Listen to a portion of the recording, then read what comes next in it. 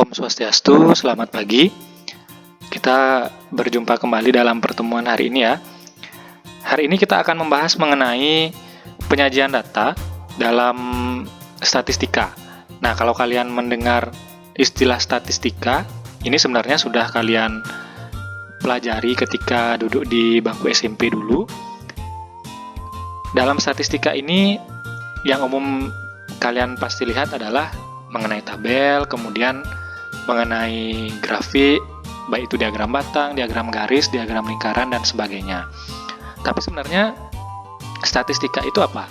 Statistika itu adalah salah satu cabang dari ilmu matematika ya, yang mempelajari mengenai pengumpulan data, kemudian penyajian data, selanjutnya ada pengolahan data, kemudian sampai ke penarikan kesimpulan dan pengambilan keputusan. Jadi banyak sekali sebenarnya yang ada dalam ilmu statistika itu. Hanya saja untuk pertemuan hari ini kita akan fokus ke penyajian datanya. Nah, penyajian data yang umum kalian ketahui kan adalah berupa diagram garis, kemudian ada diagram batang, dan sebagainya. Kita mulai dengan melihat contoh yang pertama ya.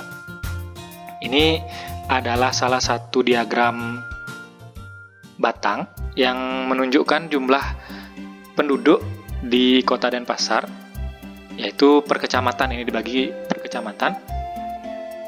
Nah, untuk Denpasar Selatan itu bisa kalian perhatikan di sini. Sebentar ya, Bapak aktifkan pointernya dulu. Untuk yang biru itu laki-laki, untuk yang orange itu adalah perempuan. Jadi di sini kelihatan bedanya untuk per kecamatan itu. Denpasar Selatan yang paling banyak sepertinya ini jumlah penduduknya. Jadi di sini bisa kalian lihat ada perbedaan antara jumlah laki-laki dan perempuannya untuk masing-masing kecamatan di Kota Denpasar. Lanjut, ini masih diagram batang lagi ya. Diagram batang yang menunjukkan bahwa mengenai jumlah penduduk Indonesia dari tahun 2010 sampai 2035. Wah, sampai 2035 ya, padahal kita masih di 2020. Ini apa yang buat ini penjelajah waktu? Nah, tentu saja bukan. Yang membuat ini ya tentu saja orang yang sudah paham mengenai statistika. Nah, karena dalam statistika ini juga kita bisa gunakan untuk memprediksi kejadian yang akan datang. Ya, ini meskipun hanya prediksi, nanti bisa saja jumlahnya tidak tepat sama, tetapi di sini kita bisa lihat diprediksi dari perkembangan penduduk tahun 2010 sampai 2020 ya. Ini bisa dilihat semakin meningkat, ada persentase peningkatannya. Nah, para ahli pasti memperkirakan bahwa 2035 ini nanti jumlah penduduknya akan lebih banyak lagi daripada tahun 2020 sekarang. Nah, selain jumlah penduduk, biar kita tidak bahas jumlah penduduk, nanti dikira statistika itu jumlah penduduk saja. Ada yang lain lagi. Nah, yang populer sekarang itu adalah mengenai kasus COVID-19. Ini Bapak dapat datanya, pinjam data dari Berita 1.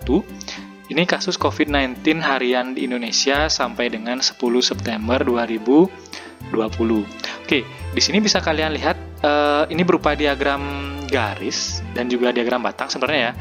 Tapi diagram batangnya tidak begitu kelihatan karena kecil-kecil. Di sini yang kalian perlu perhatikan adalah diagram garisnya yang berwarna kuning. Nah, diagram garis yang berwarna kuning ini menunjukkan perkembangan dari awal Maret yang terkonfirmasi pertama kali di Indonesia hingga kemudian sampai 10 September kemarin, meskipun ya cukup jauh harinya dari sekarang, Bapak mohon maaf. Di sini kasusnya sempat mengalami penurunan juga ya di sini di bulan-bulan ini. Kemudian di sini penurunannya lumayan, tapi kemudian ternyata ini naik lagi. Nah, Bapak harap sambil melihat ini juga kalian tetap patuhi protokol kesehatan ya kemana-mana. Kalau keluar rumah, ingat pakai masker dan sering-sering cuci tangan. Cuci kaki juga setelah datang dari luar rumah ya, terutama ya setelah bertemu dengan banyak orang. Nah, di sini kalau kalian perhatikan, ini juga fungsi dari statistik untuk melaporkan suatu kejadian, sehingga masyarakat itu tahu bahwa oh beginilah penurunan dan peningkatan kasus yang terjadi. Bapak selalu berdoa bahwa agar kasus COVID-19 di Indonesia itu turun ya, secepatnya turun, agar kita bisa belajar seperti biasa lagi di sekolah, tidak melalui online seperti ini. Nah, dari diagram kasus ini kita coba ingat-ingat dulu yang penyajian data saat kalian di SMP ada apa saja. Nah, tapi sebelumnya Bapak ingin menyampaikan tujuan pembelajaran dulu ya. Setelah kegiatan ini diharapkan kalian dapat menyajikan data dalam bentuk histogram, poligon, dan OGIF. Wah, apalagi itu histogram, poligon, OGIF. Ada 3 bentuk baru yang kalian akan pelajari. Tapi sebelumnya, ini yang di SMP ya. Nah, yang umum ketika kalian di SMP, ini ada yang pertama bentuk tabel. Ini tabelnya data tunggal ya. Nanti disebut data tunggal karena nilainya jelas, hanya 1, 50, ada frekuensinya 3, 60 frekuensinya 5, 70 frekuensinya 6, dan seterusnya. Nah, dari bentuk tabel, itu sekarang bisa kalian ubah menjadi bentuk-bentuk lain. Misalnya, yang pertama diagram lingkaran. Nah, diagram lingkaran ini ada juring-juringnya. Juring-juring ini akan kita cari, waktu di SMP dulu ya, kalian pasti mencarinya dengan persentase. Ya, persentase dari masing-masing frekuensi ini, kemudian dikalikan dengan sudutnya, sehingga nanti akan ketemu juringnya luasnya sekian. Lanjut, setelah ada diagram lingkaran, di sini Bapak tidak bahas banyak ya, karena dulu sudah. Kita ke diagram batang. Jadi selain diagram lingkaran, ada diagram batang yang berupa bar seperti ini. Yang 50 frekuensinya 3, sini sudah kelihatan jelas. Untuk diagram batangnya, selain diagram yang pasti untuk sumbu X-nya ya, sumbu X-nya itu nilai, sumbu Y-nya adalah frekuensi. Nanti di pembahasan berikutnya juga ingat bahwa sumbu X-nya nilai, sumbu Y-nya adalah frekuensi. Lanjut, setelah diagram batang, nanti bisa juga tabel itu kita ubah menjadi diagram garis. Nah, diagram garis ini mirip saja dengan diagram batang, tetapi frekuensinya menggunakan titik-titik. Kemudian dihubungkan dengan garis, sehingga disebut sebagai diagram garis. Lanjut, ada juga diagram gambar atau piktogram. Diagram gambar atau piktogram. Di sini dimisalkan karena ini orang ya, jadi menggunakan lambang orang seperti ini. 3, 5, 6, dan seterusnya. Atau ada juga yang membuat ini sebagai diagram turus. Diagram turus itu biasanya digunakan pada saat pemungutan suara yang seperti ini. Misalkan yang 50 kan ada 3. Misalnya dibuatlah 3. Oh, ini ada 3 orang. Yang ini ada 5. Jadi dicoret seperti ini, 5. Dan seterusnya. Oke, itu beberapa bentuk umumnya. Kita sekarang lanjut ke beberapa istilah ya. Tapi sebelumnya perhatikan tabelnya dulu. Di sini ada nilai matematika wajib kelas 12. Ini berupa data berkelompok ya. Kenapa data berkelompok? Kalau yang tadi ini kan data tunggal. Ini data tunggal. Yang 50, 60, 70, 80, 90, 100 itu tunggal. Kalau yang ini, misalkan kalau kalian kelas 12 itu, apalagi matematika, ulangannya esai, ada yang dapat 75,5 biasanya, atau ada yang dapat 81, sekian, dan seterusnya. Makanya lebih mudah akan membuatnya dalam data berkelompok. Jadi dibuat ring-ring kelasnya, 76 sampai 80, 81 sampai 85, 86 sampai 90, dan seterusnya. Frekuensinya di sini nilai 76 sampai 80 ini ada 5, 81 sampai 85 ada 9, dan seterusnya, sehingga jumlah frekuensinya ada 30. Baik, tadi Bapak menyebutkan kelas atau ring. Nah, kelas itu adalah interval-interval pada data berkelompok. Maksudnya yang tadi Bapak sebutkan, ini kelas pertama 76 sampai 80, kelas kedua 81 sampai 85, kelas ketiga 86 sampai 90 dan seterusnya sampai kelas terakhir adalah 96 sampai 100. Selain kelas, kalian juga harus memahami mengenai batas kelas. Nah, batas kelas ini juga ada kaitannya dengan kelas yang tadi ya, di mana batas kelas itu adalah nilai batas pada tiap kelas interval. Jadi, di sini tiap-tiap kelas ini kan punya batas. Ada 76 dan 80, 81 dan 85. Ini batas-batasnya.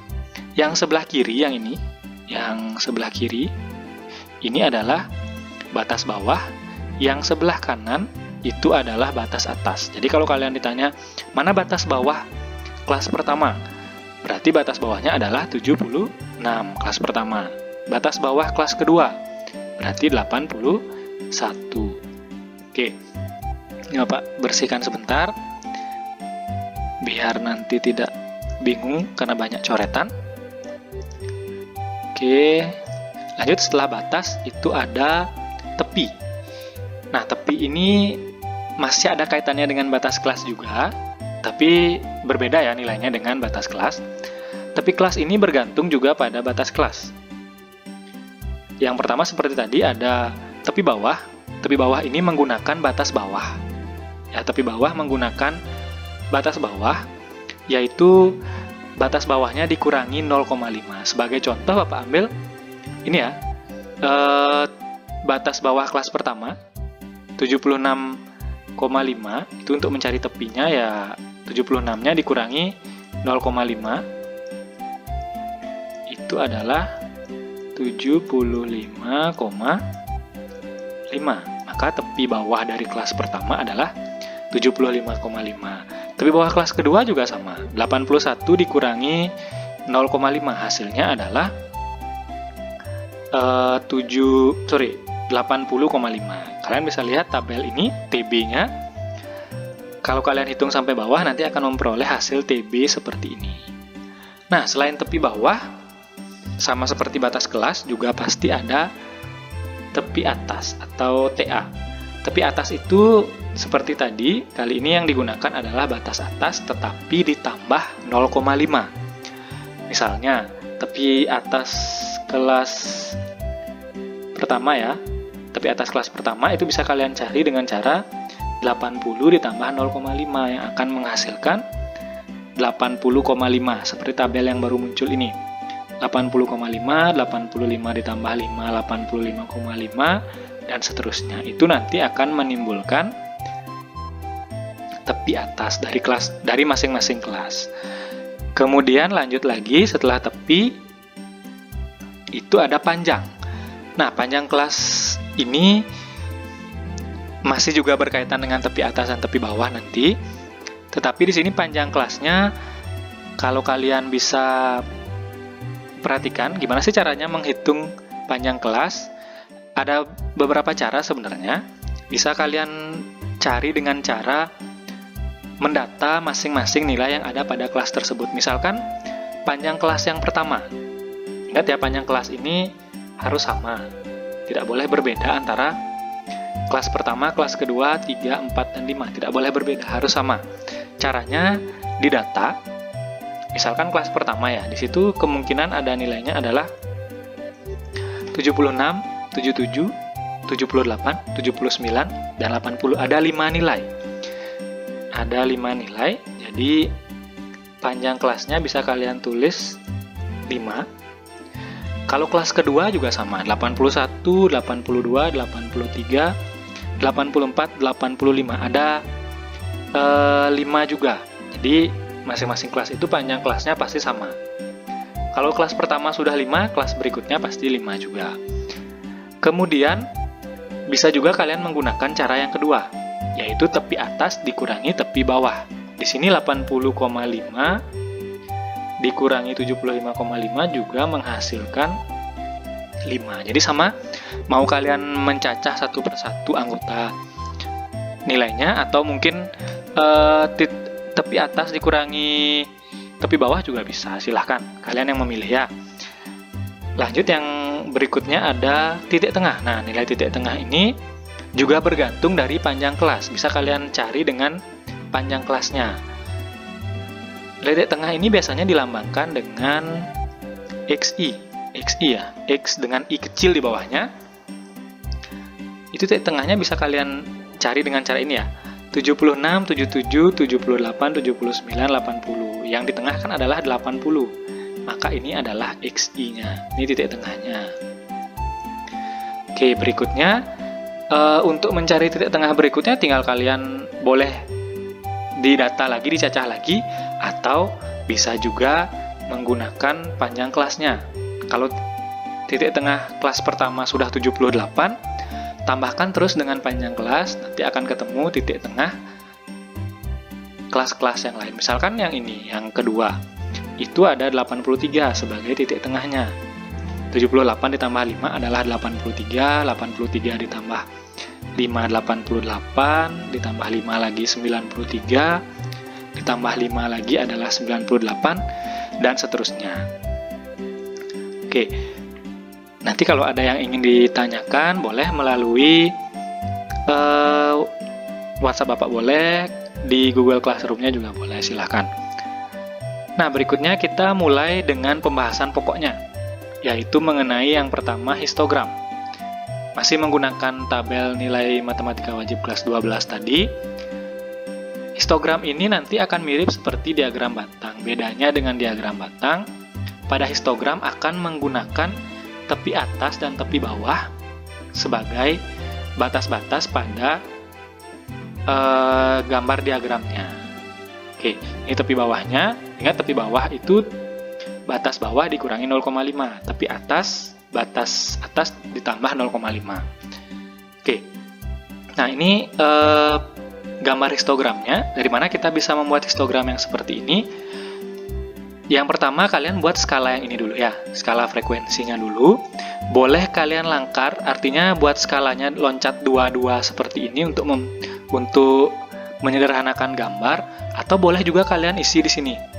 Diurutkan dari 0, 1, 2, 3, dan seterusnya sampai 12.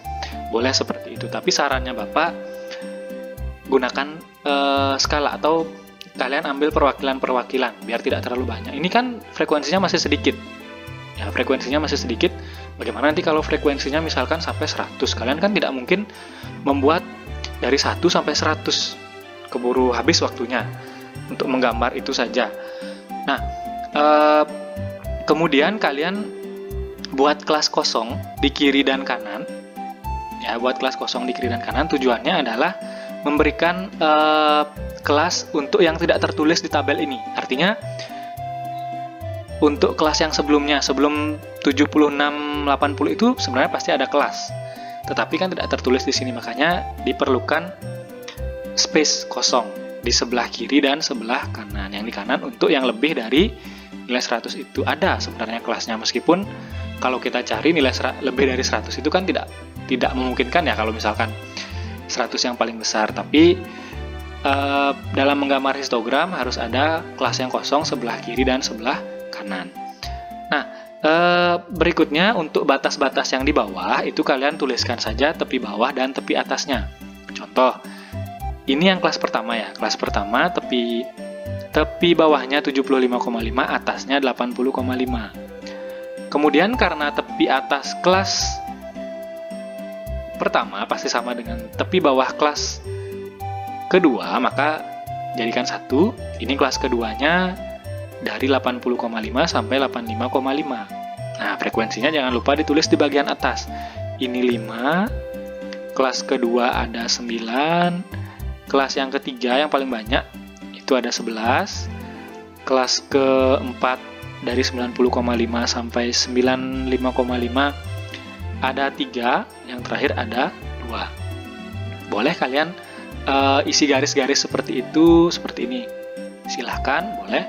Atau tidak diisi garis seperti itu juga tidak masalah. Tapi yang pasti nanti selain dari kalian membuat tabel menuju ke histogram, kalian juga harus bisa membuat tabel apabila histogramnya yang diketahui. Ya, bisa tinggal dibalik saja. Ingat bahwa yang tertulis di bawah sini adalah tepi bawah dan tepi atas. Jadi kalau misalkan kalian mencari kelas, ya masing-masing tinggal ini ditambah 0,5, ini dikurangi 0,5. Ketemu dah nanti batas kelasnya. Oke, lanjut. Kita lanjutkan ya. Setelah ke histogram, itu ada poligon. Poligon di sini bukan merek sepeda ya. Nanti Bapak minta kalian menggambar poligon, kalian gambarnya sepeda, jangan. Di sini poligon ini merupakan bentuk lain dari diagram garis ya. Hanya saja dalam poligon menggunakan titik tengah nanti. Ya, poligon menggunakan titik tengah. Oke. Titik tengah tadi lambangnya apa? Lambangnya adalah XI. Oke. XI-nya sudah dicari. Kalau kalian masih ragu dengan hitungannya, boleh dihitung manual lagi. 76, 77, 78, 79, 80. Tengah-tengahnya adalah 78. Dan seterusnya. Lanjut. Untuk menggambar poligon, karena dia berupa diagram garis nanti. Nah, ini seperti yang Bapak bilang tadi, untuk frekuensinya, skala-skalanya ini boleh kalian tulis satu persatu atau diwakilkan. Artinya, dibuatkan skalanya di langkar 22 silahkan, 55 juga boleh. Yang penting kalian menyesuaikan dengan jumlah frekuensinya. Kalau frekuensinya sedikit, bisa lebih banyak angka yang kalian buat di sana. Semakin teliti dia poligonnya. Kalau misalkan sudah frekuensinya sampai ratusan, sampai ribuan nanti, seandainya ada ya, maka cukup kalian buatkan perwakilan-perwakilannya. Misalkan 5, 5, 5, dan seterusnya. Itu Bapak tidak jelaskan lagi karena pasti di kelas 10 dan 11 juga harusnya kalian sudah lancar dengan itu ya. Seperti histogram, maka harus ada kelas kosong di kiri dan kanan. Ingat sekarang menggunakan titik tengah. Jadi yang dibuat di nilai di bawah adalah 78, 83, 88, 93, dan 98. Tinggal dihubungkan saja. 78 frekuensinya 5, berarti di antara 4 dan 6. 83 frekuensinya 9. 88 frekuensinya 11, dan seterusnya. Kemudian setelah kalian ketemu titik-titik ini, silahkan digaris saja, hubungkan, sehingga akan ketemu yang namanya poligon. Oke, Bapak harap juga sama seperti histogram, kalau kalian diberikan poligon, bisa nanti membuat tabelnya. Karena yang diketahui di sini kalau poligon adalah titik tengah. Jadi titik tengah sudah, panjang kelas sudah, kelasnya ketemu dah nanti ya. Misalkan kalau misalkan yang ini 78 dan 83 kan 5. Berarti panjang kelasnya kan adalah 5. Tinggal kalian cari di sini rentangnya harus 5 juga. Ya, tapi perlu ketelitian tentunya di sini dan perlu latihan yang banyak. Kemudian untuk berikutnya lanjut setelah poligon ya, kita seharusnya ke OGIF. Tapi sebelum ke OGIF ada yang perlu dijelaskan lagi sedikit, yaitu mengenai frekuensi relatif dan frekuensi kumulatif nanti. Frekuensi relatif atau FREL itu adalah frekuensi atau persentase frekuensi dari masing-masing kelas. Artinya frekuensi relatif di sini kita cari di masing-masing kelas, tidak untuk semua kelas ya, tapi untuk satu kelas saja, per kelas maksudnya. Misalkan kita akan mencari untuk kelas yang pertama. Nah, rumus frekuensi relatif ini yaitu adalah frekuensi kelas, artinya kelas yang pertama kan frekuensinya 5, dibagi dengan frekuensi seluruhnya, yaitu adalah 30 dikali 100%. Misalkan kalau ingin disingkat rumusnya boleh seperti ini ya. FI berarti frekuensi kelas ke I. Maksudnya frekuensi kelas yang kalian ukur frekuensi relatifnya. Misalkan kelas pertama berarti ya 5 FI-nya. Kalau kelas kedua berarti FI-nya 9 dan seterusnya. Sigma F berarti adalah jumlah frekuensi, ini sigma F ya. Jumlah frekuensinya dikali 100%. Misalkan kita akan menghitung frekuensi relatif kelas pertama. Caranya bagaimana?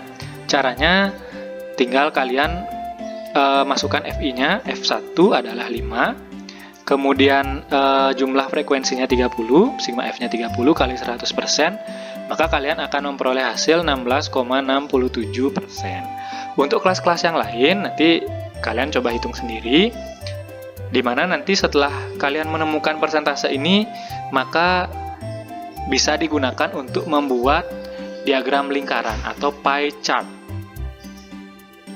Oke, kita lanjut ya. Setelah frekuensi relatif, itu ada yang disebut sebagai frekuensi kumulatif. Frekuensi kumulatif nanti ada dua. Ini yang kita bahas yang pertama dulu, frekuensi kumulatif kurang dari sama dengan. Nah, frekuensi kumulatif kurang dari sama dengan itu yang seperti apa? Yang kurang dari sama dengan ini nanti akan memanfaatkan tepi atas. Ya, yang kurang dari sama dengan akan memanfaatkan tepi atas dari data.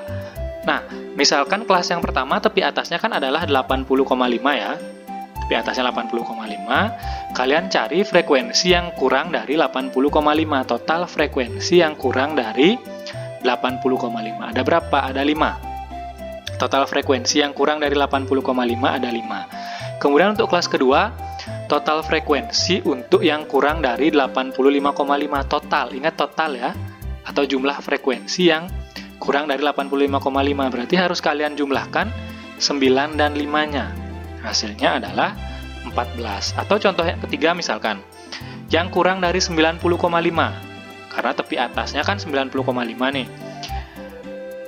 Jumlah frekuensi yang kurang dari 90,5, yang nilainya kurang dari 90,5 adalah 11 tambah 9 tambah 5, yaitu adalah 25. Nih, yang kurang dari 80,5 adalah 5, yang kurang dari 85,5 totalnya adalah 14, 9 tambah 5, yang kurang dari 90,5 totalnya adalah 25, 11 tambah 9 tambah 5. Begitu caranya ya. Itu untuk frekuensi kumulatif kurang dari. Frekuensi kumulatif kurang dari ini nanti akan bisa digunakan untuk membuat ogive positif. Loh, padahal kurang dari ya. Kenapa bisa disebut sebagai ogive positif? Kenapa disebut sebagai ogive positif? Karena frekuensi kumulatifnya terus bertambah dari dari kecil menuju ke besar. Itu makanya kenapa disebut sebagai ogive positif. Ini sama seperti cara menggambar poligon. Bedanya di sini menggunakan tepi atas ya. Sekarang menggunakan tepi atas. Kalau poligon kan tadi menggunakan titik tengah. Kalau sekarang ogive menggunakan tepi atas. 75,5 karena tidak ada di sini. Kita mulai dari 0. Mulai dari 0 ya. Mulai dari 0 ke Pertamina. Mulai dari 0. 80,5 itu frekuensinya 5, yang kurang dari 80,5, kurang dari 85,5 adalah totalnya 14, kurang dari 90,5 totalnya adalah 25, dan seterusnya, sampai yang kurang dari 100,5 adalah 30. Jadi ini ogive-nya selalu naik, ogive-nya naik sehingga disebut sebagai ogive positif. Lanjut, setelah ogive positif dan frekuensi kumulatif kurang dari, maka ada yang disebut sebagai frekuensi kumulatif lebih dari. Apa bedanya dengan yang kurang dari? Kalau yang kurang dari tadi menggunakan tepi atas, kalau yang lebih dari menggunakan tepi bawah. Oke, Bapak buat dulu tepi bawahnya, 75,5, 80,5, dan seterusnya. Caranya mencari frekuensi kumulatif lebih darinya atau FK lebih dari, yaitu adalah dengan cara ini. Yang lebih dari 75,5, yang lebih dari 75,5 kan berarti dari 5. 5 sampai ke sini jumlahnya adalah 30. Kemudian yang lebih dari 80,5 berarti 9 tambah 11 tambah 3 tambah 2 adalah 25. Yang lebih dari 85,5 adalah 11 tambah 3 tambah 2 adalah 16, dan seterusnya. Nih, perhatikan tabelnya. Yang lebih dari 75,5 jumlahkan semua, ada 30. Lebih dari 80,5 jumlahkan dari 9 sampai 2, ada 25. Lebih dari 85,5 jumlahkan dari 11 sampai 2, ada 16, dan seterusnya. Nah, frekuensi kumulatif lebih dari sama dengan ini akan kita gunakan untuk membuat ogive negatif. Nah, jadi kebalik ya. Frekuensi kumulatif kurang dari sama dengan dibuat bisa dibuat untuk melukis gambar ogive positif kalau yang kumulatif lebih dari sama dengan untuk membuat ogive negatif. Ogive positif tadi kan naik, sekarang ogive negatif dia semakin turun pergerakannya. Masih menggunakan tepi bawah ya, 75,5 ini yang lebih dari ada 30, 80,5 yang lebih darinya ada 25, yang lebih dari 85,5 ada 16, sampai di sini, dan seterusnya. Jadi ogive negatif nanti bergeraknya turun. Kalau tadi ogive positif bergeraknya naik ya, bergeraknya naik. Oke, Bapak harap kalian bisa memahami ini.